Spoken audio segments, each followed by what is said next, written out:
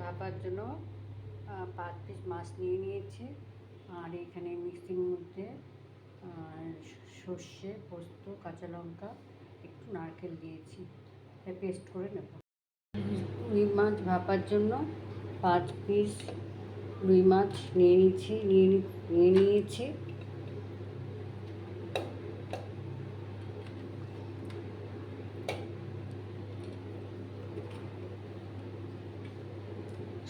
সর্ষেটা দিয়ে দিলাম,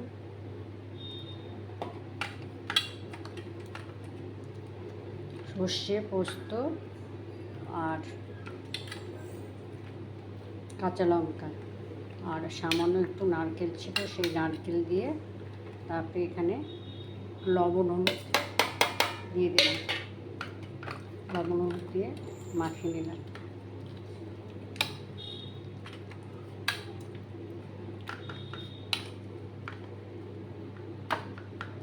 লবণ হলুদ দিয়ে মাখিয়ে নিলাম। এখানে কাঁচা সর্ষের তেল দিয়ে দিলাম, এটা কাঁচা সর্ষের তেল দিয়ে দিলাম।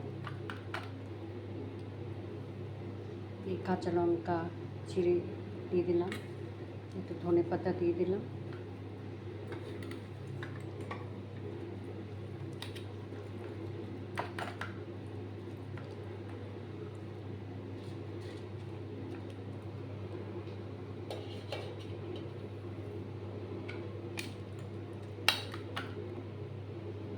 গ্যাসে কড়াই বসিয়ে একটু জল দিয়ে দিলাম, জল দেওয়ার পরে এই টিফিন বাটিটা বসিয়ে দিলাম,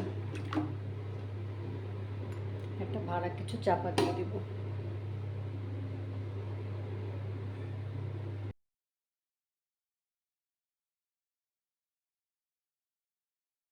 রুই মাছের ভাপাটা হয়ে গেছে।